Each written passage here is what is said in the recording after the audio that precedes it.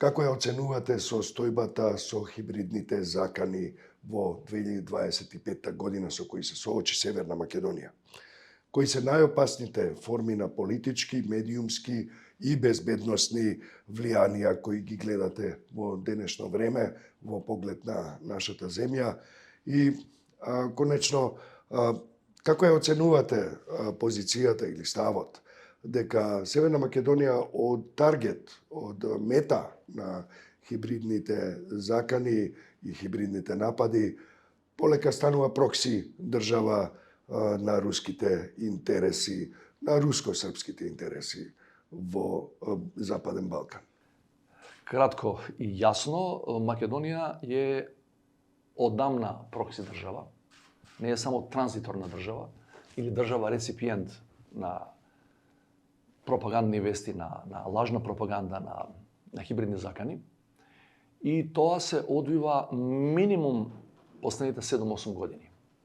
Значи, ако ја дефинираме улогата на нашава држава во тој пайплайн, како го нарекуваат, во тој канал кој почнува од Москва, па преку регионални прокси се проширува и на останатите, ние сме еден од подизведувачите на главниот регионален подизведувач на руски свет. Значи, не сме само реципиенти, приматели на такви вести или обични дисеминатори. Во Македонија постојат сериозни политички структури, да не зборам за безбедносниот текст, меѓутоа политички структури кои мислат дека клучните вредности кои ги пропагира идеологијата наречена руски свет се подобри за нас отколку клучните вредности на Евроатлантската алијанса, НАТО алијансата посебно, каде што сме членки формално од 2020 година. Од тој аспект, ние можеме сега да разговараме од тука се разбира, ако се согласуваме како држава со оваа дефиниција, можеме да разговараме за контрастратегиите наспроти таквите влијанија. Меѓутоа, ако велиме дека сме, или тоа е мојата теза, дека ние полека стануваме и сокреатори на дел од тие главни тенденции кои доаѓаат од северот кај нас, тогаш треба да се постави прашањето за политичкиот и стратешкиот легитимитет на елитите кои во моментот не водат. Ние почувствувавме поголем наплив на пропаганда која доаѓа од тој концепт наречен руски. Инаку рускиот свет е стара една идеја, сигурно датира од некаде од почетоците на претходниот век, меѓутоа формално на ниво на концепт се оформува и се поддржува од руската држава, од врвот на руската држава, на Руската Федерација, од 2007 година. Они формираа фондација наречена Руски свет.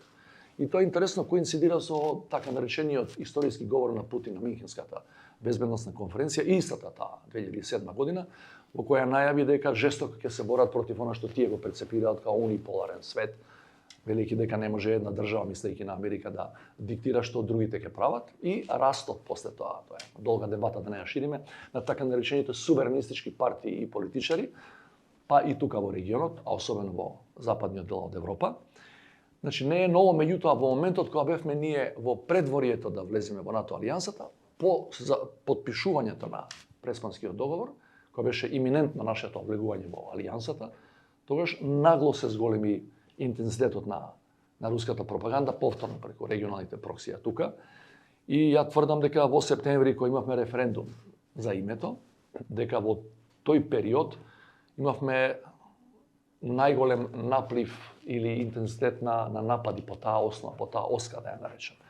Јас сум го кажувал тоа и порано, јавно, значи во предвечерието на референдумот за името, кој беше на 30 септември 18, над 30 веб страници беа наменски формирани на територијата, да имитуваат на територијата на Македонија, со тоа што на сите тие 30-тина има многу слични имиња со веќе постојните портали.